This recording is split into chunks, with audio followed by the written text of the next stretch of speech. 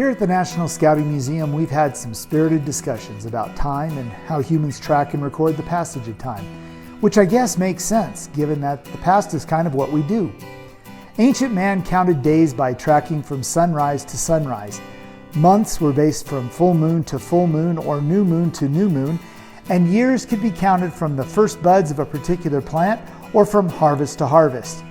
As we learned more about our natural world, astronomy, physics, and mathematics, and as communication, transportation, and commerce improved, these methods proved to be no longer effective.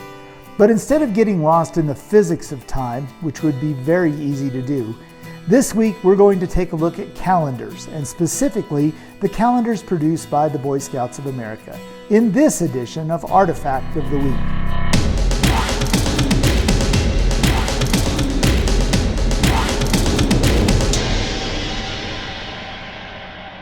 The history and development of calendars can get a bit confusing.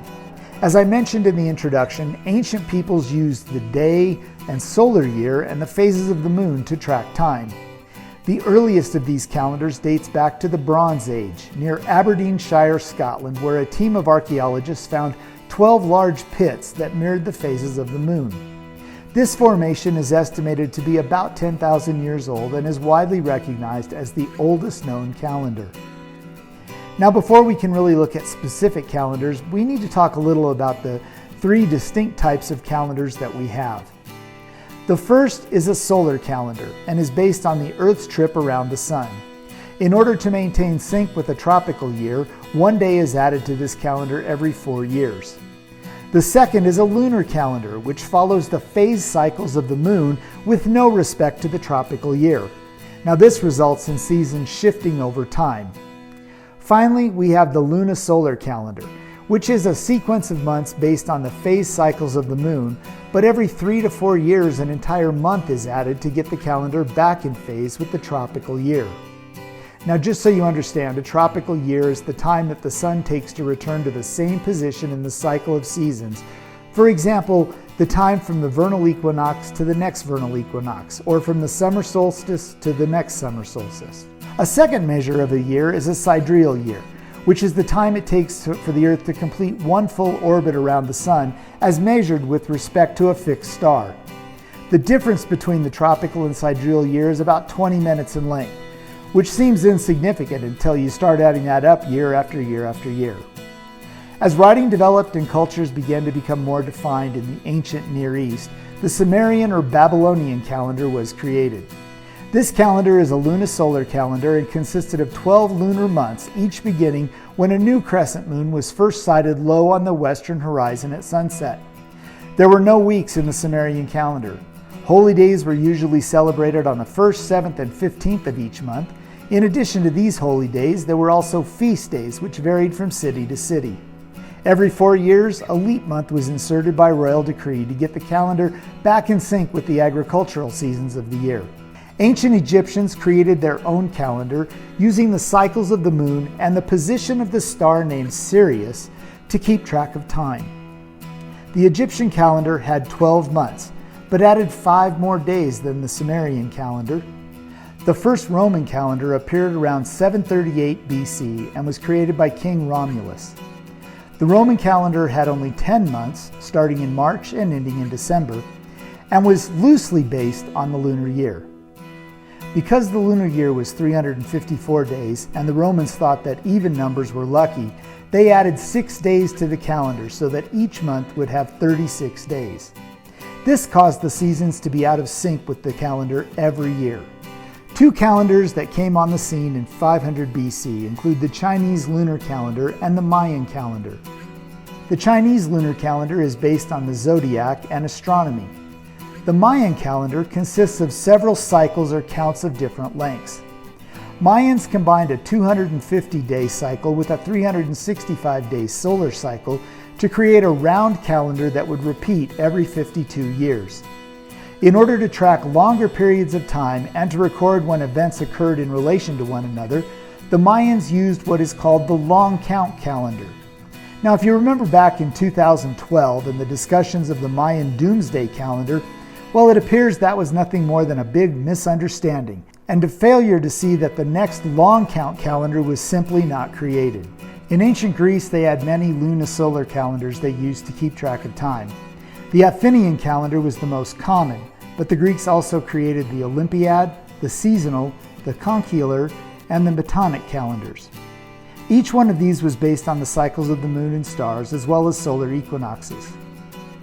The Hebrew calendar was created around 70 BC. Relying heavily on mathematics, it is a lunar solar calendar that today is used for the observance of Jewish religious celebrations.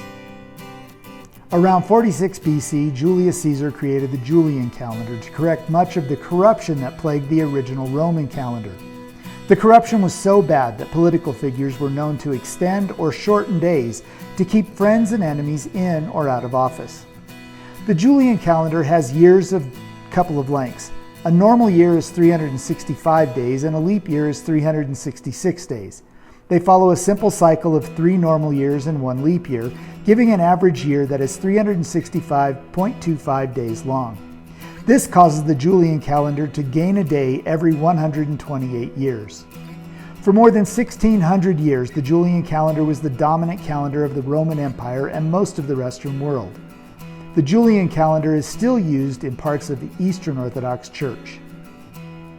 The Muslim or Islamic calendar was created around 622 AD. It's a lunar calendar made up of 12 months, which are broken down into sacred and non-sacred months. A year in the Muslim calendar is made up of 354 or 355 days and is used to track holy days and rituals. There are no leap years or leap days used to adjust the Muslim calendar. The start of the Muslim calendar is tied to the date when Muhammad and his followers migrated from Mecca to Medina and established the first Muslim community. The Aztec calendar used a carved stone to track time and dates and was developed in the early 1500s. The sun god was in the center and was surrounded by other Aztec mythology and astrology figures. The Aztec year had 18 months, each with 20 days, and a century had only 52 years. In 1592, time changed radically as Pope Gregory XIII made wholesale changes to the calendar. The new calendar, called the Gregorian Calendar, omitted 10 days, October 5th through October 14th, in an effort to more accurately determine the date of Easter, which Pope Gregory claimed had been altered under the previous Julian calendar. Working with a group of physicians, they determined that the previous calendar was out of sync with the solar year by about 11 minutes, and it shifted Easter further away from the spring equinox every year. His reforms also slightly adjusted leap years, so a leap year will not occur in years divisible by 100 unless they are also divisible by 400. The Catholic nations of Europe were the first to adopt the new calendar. Protestant nations were much slower to adopt the calendar. For example, Britain didn't start to follow the calendar until 1752, when September 2nd was followed by September 14th. It's reported that years later, protesters demanded that the British government give the people back their 11 missing days. On the other hand, Ben Franklin reportedly embraced the new calendar, saying, "It is pleasant for an old man to be able to go to bed on the 2nd of September and not have to wake up until the 14th of September." Greece was amongst the last countries to adopt the Gregorian calendar, waiting until 1923 to join the calendar revolution. In the late 1800s, following the Industrial Revolution, paper calendars started to be used as an advertising method, and in the early 1900s, newspapers started to advertise with paper calendars to increase readership. In 1925, Brown and Bigelow began publishing calendars for the Boy Scouts of America in an effort to tie the country's fastest growing youth movement to the production of a series of calendars that would appeal to every boy in the country, to fathers and mothers, to every past, present, and future scout and scout leader. The first Boy Scout calendar was illustrated with a work by Norman Rockwell, which was previously published as the cover of Red Cross magazine. Rockwell was commissioned by the BSA and Brown and Bigelow to create an annual painting featured on each of the year's calendar. His works were featured from 1926 to 1976. Rockwell created the 1926 calendar image at no cost to the BSA as a labor of love and as a partial repayment to the BSA for the opportunity they afforded him in 1913 when he joined the staff of Boys Life magazine. Rockwell's artwork was not included in two early issues of the series, 1928 and 1930, due to scheduling conflicts.